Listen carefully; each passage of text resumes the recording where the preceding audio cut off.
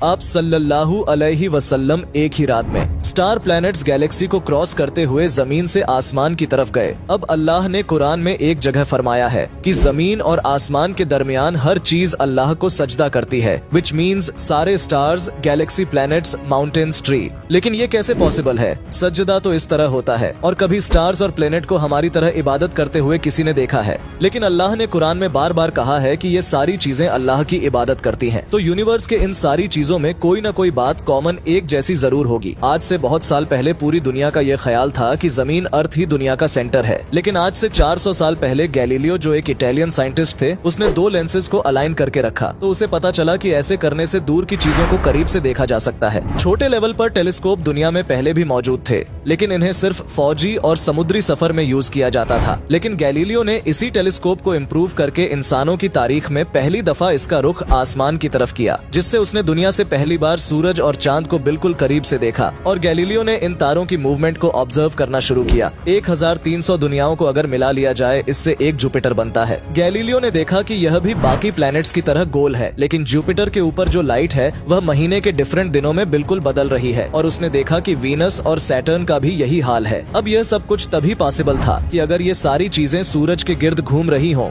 दुनिया के नहीं। गैलीलियो ने ये बातें पूरी दुनिया को बताई कि यूनिवर्स का सेंटर दुनिया नहीं बल्कि सूरज है। लेकिन इस बात को सुनकर यूरोप के सारे चर्च उसके दुश्मन बन गए, क्योंकि उस जमाने के पोप का ये हेल्थ की जमीन ही यूनिवर्स का सेंटर है। और सिर्फ पोप का नहीं, पूरी दुनिया का यही मानना था, जिसकी वजह से गैलीलियो को चर्च से ये सजा मिली कि वह हमेशा के लिए घर में बंद कर दिया जाएगा। लेकिन गैलीलियो ने अपना काम जारी रखा और उसकी इन रिसर्च को बाद में पूरी दुनिया ने माना। इवन पोप ने भी गैलीलियो के मरने के 350 साल बाद पूरी दुनिया के सामने उससे माफी मांगी और कहा कि हम गलत थे और आप सही थे। आहिस्ता आहिस्ता हमें पता चला कि जमीन यूनिवर्स का सेंटर नहीं है, बल्कि यह सूरज के गिर्द घूमती है। और सूरज भी कोई इतनी बड़ी चीज नहीं है, बल्कि सूरज तो इसके जैसे अरबों खरबों स्टार्स की तरह मिल्की वे गैलेक्सी का एक छोटा सा हिस्सा है। और यह मिल्की वे गैलेक्सी अरबों स्टार से बनी हुई है और ये सारे बिलियन स्टार्स एक ही सर्कल में घूम रहे हैं। हम तो सूरज के गिर्द घूम रहे हैं, तो सूरज जैसे अरबों खरबों स्टार्स मिलकर किसके गिर्द घूम रहे? Super massive black hole. इस ब्लैक होल ने, जो हमारे सूरज से 40 लाख टाइम बड़ा है,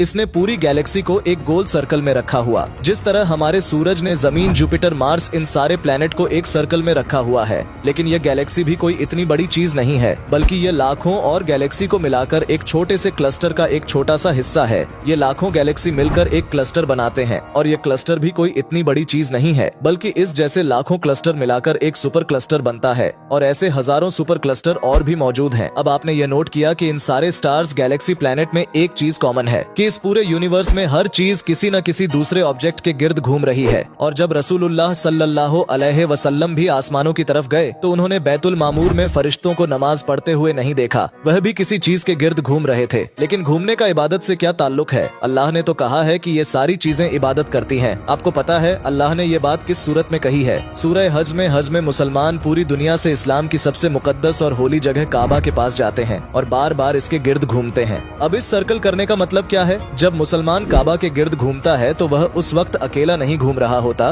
बल्कि चांद, प्लैनेट्स, स्टार्स, गैलेक्सी, क्लस्टर्स सारों के साथ एक ही आदत में शामिल हो जाता है। तो ये सारी चीजें हमारी तरह इबादत नहीं करती, बल्कि हम मक्का जाकर इनकी तरह इबादत करते हैं। लेकिन इस आयत में तो लिखा है कि ये सारी चीजें अल्लाह को सजदा करती हैं। सजदा का मतलब सिर्फ हमारे वाला सजदा नहीं है, बल्कि अल्लाह के निजाम के मुताबिक चलने को भी सजदा कह सकते हैं। लेकिन अल्लाह ने इस आयत में सिर्फ स्टार्स, गैलेक्सी और प्लैनेट का नहीं कहा, बल्कि हर चीज, पहाड़, दरख्त, जानवर, सबको कहा है ये तो सर्कल में नहीं घूमते। आज से हजारों साल पहले एंशिएंट ग्रीस में यह कॉन्सेप्ट बना कि कायनात की हर चीज एक बहुत ही छोटे पार्टिकल एटम से बनी हुई है, जिसको फिर 2000 साल तक पूरी दुनिया भूल गई। लेकिन आज से 200 साल पहले इस कॉन्सेप्ट पर रिसर्च दोबारा शुरू हुई और साइंसदानों की रिसर्च से पता चला कि एटम सबसे छोटा पार्टिकल नहीं है, बल्कि इसके अंदर और भी पार्टिकल्स है, जैसे प्रोटॉन, न्यूट्रॉन, इलेक्ट्रॉन्स। प्रोटॉन और न्यूट्रॉन हमेशा एटम के सेंटर में होते हैं और इलेक्ट्रॉन हमेशा इनके गिर्द घूम रहे होते हैं, ऑलमोस्ट बिल्कुल उसी तरह जिस तरह प्लैनेट सूरज के गिर्द घूमता है और स्टार्स ब्लैक होल के गिर्द घूमते हैं। जिसका मतलब है कि कायनात की हर चीज चाहते या न चाहते हुए किसी न किसी चीज का तवाफ कर रही है। और जब कोई मुसलमान काबा का तवाफ करने जाता है तो वह कायनात की हर छोटी से छोटी चीज, जैसे एटम के अंदर इलेक्ट्रॉन से लेकर कायनात के सबसे बड़े ऑब्जेक्ट्स, प्लैनेट्स, स्टार्स, गैलेक्सी और इवन बैतुल मामूर में फरिश्तों के साथ एक ही इबादत में शामिल हो जाते हैं। हो सकता है इसीलिए इस्लाम इस्लाम में तवाफ करना सबसे बड़ी इबादत है। तो जब सूरह हज में अल्लाह ने फरमाया कि सारी चीजें मेरी इबादत करती हैं, तो ये हमारी तरह इबादत नहीं करती, बल्कि हम मक्का में काबा का तवाफ करके इनकी तरह अल्लाह की इबादत करते हैं।